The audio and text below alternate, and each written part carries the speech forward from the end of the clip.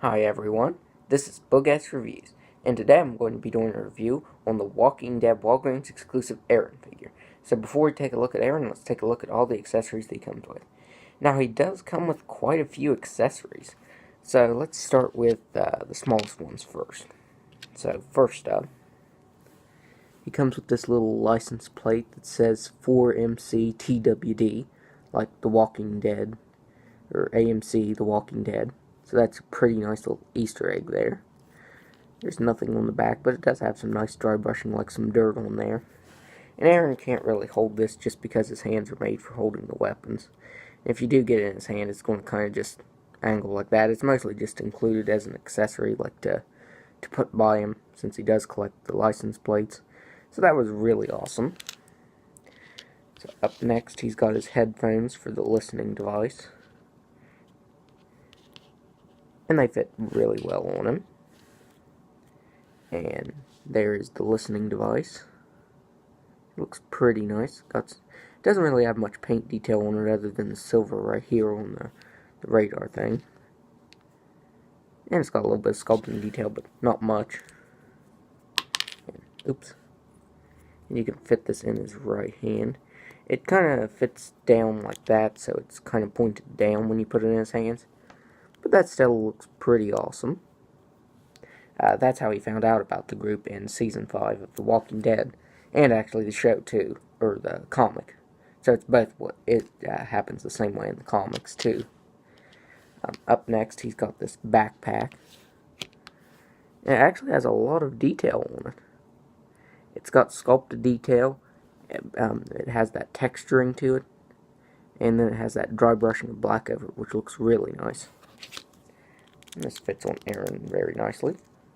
You do have to put his arms out like that to be able to get it on. And then you have to bend one arm like that. That's the thing with all these backpacks from McFarlane Toys. You always have to put them on in the most complicated of ways. But there's his backpack. This looks really nice. And then up next, he has his little pistol, like Carol's. Now this is a really tiny accessory. I've lost it quite a few times. It actually has a lot of detail on it for being such a small accessory. It has that dry brushing black over it. That gunmetal color, which looks really nice. Now it fits in Aaron's hand, but not the greatest, because it is so tiny. Like, if you try to put it in his finger, like he's actually supposed to be holding it, it kind of just angles like that, because his finger won't fit into the trigger. So he does kind of hold it at an angle, which looks a little funny.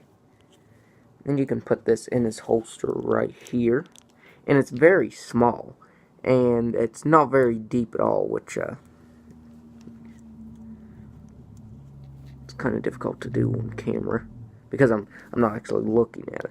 So there, and it doesn't really stay the best, which is a little irritating because it just, like, if you turn the figure upside down, of course now it's not going to do it, but it always wants to fall out on me, and that's another way that I've lost it.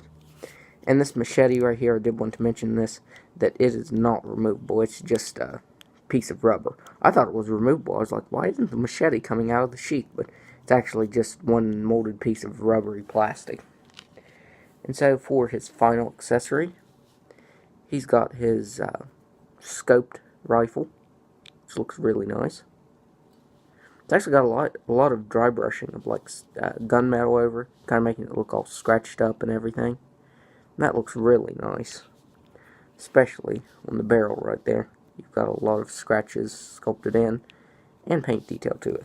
Now this is the accessory that I'd like to have Aaron posed with, because he can hold it like he's supposed to. You can see that the finger's right there, and the trigger, and he can hold it in one hand or in both hands. Let me get him posed like that. So he can hold it like that, which is really awesome. So now let's take a look at the figure. That was a lot of accessories. He actually came with a lot more accessories than I thought that he would. So for the head sculpt, I think it looks very much like Ross Mark 1. You know, McFarlane Toys always does an awesome job on all the likenesses of the actors and actresses. My only problem I have with this is that the eyes, they're kind of just black. Like there's no white or anything to them. They're just kind of black dots. Which, if you look at it from far away, it looks fine, but up close it kind of looks like he's possessed or something. It looks a little funny, but nothing too major. Hair looks nice. It's got that dry brushing of black in with the brown, which looks pretty good. And then he's got his plaid shirt, which quite a few figures I've seen of this Aaron have had like the plaid, the plaid missing. Like, it won't continue all the way through. Like, on my Carl Collar Shop's figure, the plaid on his shirt is missing in a few places, like in between the wrinkles. But all the plaid is continuing and everything. So that's really nice. And there you've got that machete that can't be taken out. I don't know why it was like that, honestly, because I think it would have been awesome to have his machete as an accessory, because he uses that more than the rifle, I think. But instead, it's just a piece that's glued onto his belt right there. You can see that his jacket is blue and has that dry brushing of navy over. I like it when they do the dry brushing. That really brings out all the wrinkles and everything. And it has a slight texture to it. Not much, but there's a little bit of texture there. And then his pants are a really dark gray color. And there's no paint detail or anything going on these. They must have just been cast in that color, which looks pretty nice. Now, my only complaint with this figure is these joints that make that kind of clicking noise when you move them. The joints kind of look ugly, honestly. Those kind of weird clicking joints. It's the same for right here. I would have preferred just ball-jointed elbows and knees, honestly. Just because these joints are a little unsightly. I mean, if you have his arms like that, you really can't tell, because you can't see him from his elbow. But in the front, you can. And, of course, on the back of the knees. Or the leg, I should say. Looks really ugly. Then there is boots, which not much going on there. He actually has tread and everything sculpted on the bottom. He has no peg holes or anything, but that's still pretty nice. And then he's got dirt on the bottom of his boots too, making it look like they've been worn, which is really awesome. So now let's go over the articulation. He's got a ball jointed head that can look back just a little bit. The jacket does get in the way right there. He can look down. He can move side to side. He's got ball jointed shoulders that can move out that far. And the gun, the pistol, just dropped out of the holster right there. He has ball-jointed shoulders that can move out that far. He's got a single-jointed elbow. It's on a swivel. And that actually acts as a double-jointed elbow. It can actually come up pretty far. He's got a swivel at the wrist that can move side to side and up and down just a little bit.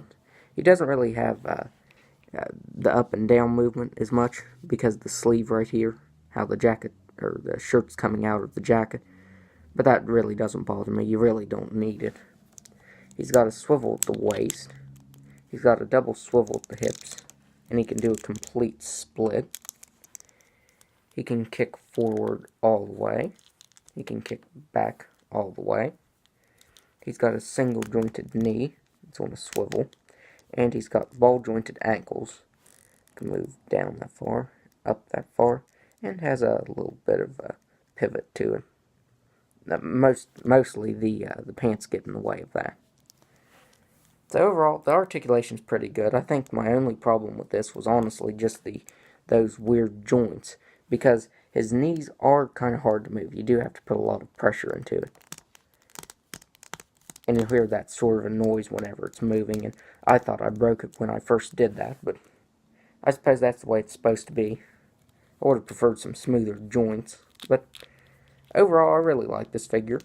It was really hard for me to find, though. That's the thing. This figure's been very difficult to find. And I'm glad to have him in my collection now. So now let's do some size comparisons. Okay. I knew he was going to fall over. There. Here he is next to Season 5 Rick. You can see that the height difference is pretty accurate there.